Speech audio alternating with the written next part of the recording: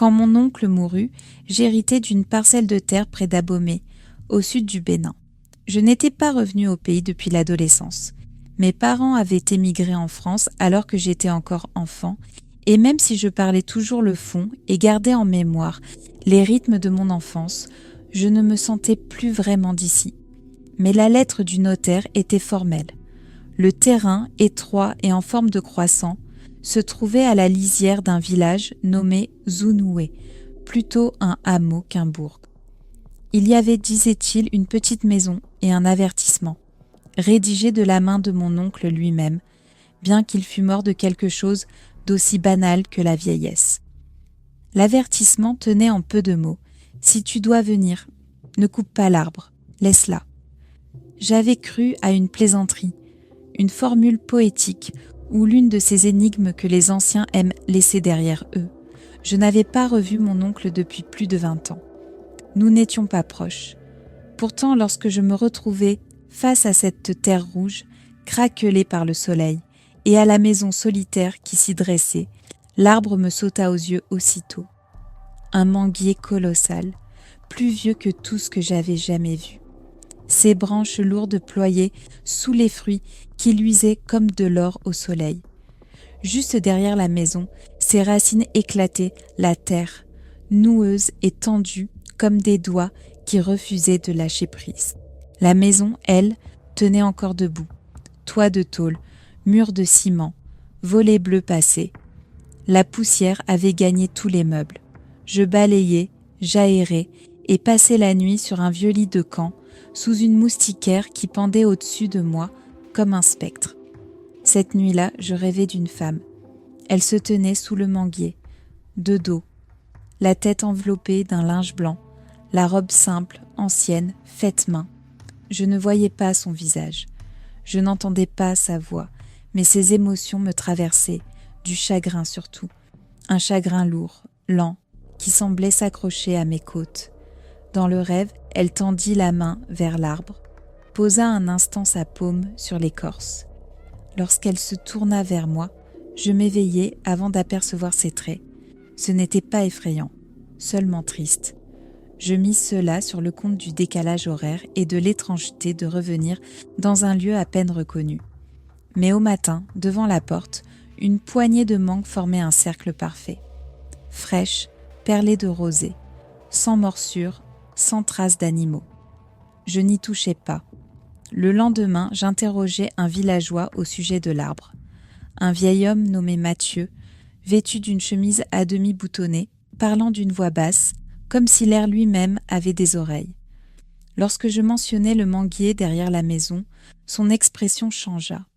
Non pas la peur, mais la précaution.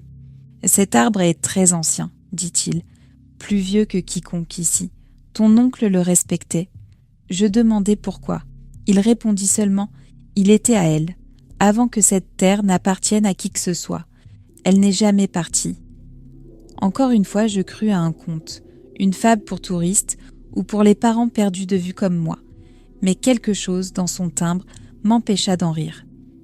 La nuit suivante, je la revis en songe, plus proche cette fois, toujours sans visage, toujours la main posée sur le tronc. Mais un murmure vibrait dans l'air, un chant peut-être, doux, rythmé, pareil au clapotis de l'eau dans une jarre d'argile. Cela ne m'effraya pas, mais je pleurais dans mon rêve. À mon réveil, l'oreiller était humide, et le cercle de mangue avait glissé, plus près de la porte. Au 4e soir, l'air changea. Les grillons s'étaient tus, même les grenouilles du marais s'étaient éteintes. Je m'éveillai en sursaut bien avant l'aube et sentis une odeur de fumée, non pas de bois ou de feu, mais plus ancienne, semblable à des herbes sèches brûlées sur la pierre. Pieds nus, je sortis. L'air était froid malgré la saison. Elle était là, pas en rêve, pas en imagination. Debout sous le manguier tel qu'elle m'était apparue, mais cette fois elle se tourna vers moi. Elle n'avait pas d'yeux, ou plutôt des orbites creuses, emplies d'ombre. Sa bouche ne bougeait pas, mais sa présence m'enveloppa comme des lianes. Pas violente, mais ferme, exigeant toute mon attention. J'avançai d'un pas. Quelque chose me retint immobile. Non pas la peur, la révérence. Au-dessus d'elle, l'arbre se mit à frémir sans qu'aucun vent ne souffle. Les mangues tremblaient sur les branches. Je la vis lever une main, pointer, non pas vers moi, mais vers la maison. Et la voix se fit entendre. « N'oublie pas. » Je ne sais si c'était la sienne. Peut-être était-elle dans ma propre tête. Mais elle résonnait claire, grave, alourdie d'une lassitude si profonde qu'elle se fendait. L'air claqua. La vision se rompit et je me retrouvai seule. Le lendemain, je fis mes valises. Je ne voulais pas rester davantage. Non par peur, mais parce que j'avais compris. J'avais dérangé ce qui devait demeurer en paix. Je verrouillai la porte, glissai la clé sous une pierre comme le faisait mon oncle et repris la route. C'est alors que je vis la boîte, au pied du manguier. Petite, en bois, charnière rouillée, des signes gravés sur le couvercle, inconnus, mais étrangement familiers. J'hésitais avant de l'ouvrir. À l'intérieur, des lambeaux de tissu, des os minuscules, sans doute d'oiseaux, et une photographie, noir et blanc, usée par le temps. Une jeune femme posée auprès du même arbre, très nette, sérieux, regard fixé sur l'objectif, avec une force qui traversait les décennies. Je ne la reconnaissais pas, mais sa ressemblance avec ma grand-mère était frappante. Je rapportai la boîte à la maison. Les jours suivants, je questionnai les villageois.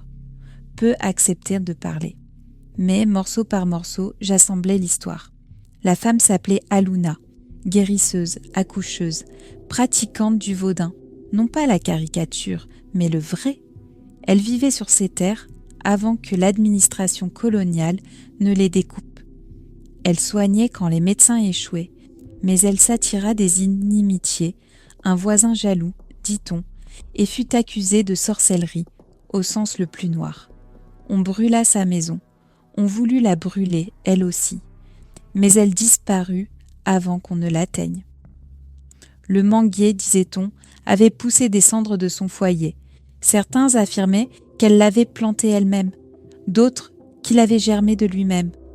Quoi qu'il en soit, il était devenu sacré, et ceux qui déposaient une offrande à son pied ne subissaient jamais de mal. Mon oncle savait cela. Il fut le seul assez hardi pour bâtir près de l'arbre, mais jamais il n'y toucha. Ni une branche, ni un fruit. Il entretenait la terre autour, versait des libations lorsqu'il fleurissait. Je compris alors. Elle n'était pas en colère contre moi. Elle voulait me rappeler qui elle avait été, ce qu'elle avait enduré, et qu'elle était toujours là, enracinée dans le sol, veillant sur une terre qui avait tenté de l'effacer. Je restai 1 semaine encore. Je nettoyai le pied de l'arbre, ôtai les feuilles mortes. J'agençai les mangues en spirale autour de la boîte et parlais à voix haute, sans attendre de réponse. Je la remerciai, je la reconnus. Je promis de ne pas troubler la terre, ou de la transmettre seulement à quelqu'un qui comprendrait. La dernière nuit, je rêvai une ultime fois. Elle se tenait sous l'arbre. Son visage était intact, ses yeux limpides, assurés, et elle sourit. 1 seule fois. Puis elle se détourna et s'enfonça dans l'arbre lui-même, se fondant dans l'écorce comme si elle en avait toujours fait partie. À mon réveil, l'air semblait plus léger. Les mangues avaient disparu. Plus de cercle, plus de silence. Les grenouilles chantaient à nouveau. La brise était revenue. Je partis au matin. Je n'y suis jamais retournée. Mais je pense souvent à elle. Elle m'apparaît parfois dans mes rêves. Non comme une menace, ni comme un avertissement, mais comme une gardienne. Et chaque année, quand viennent les mangues, là où je vis désormais, j'en dépose une au pied du plus grand arbre que je trouve. Au cas où elle écouterait encore.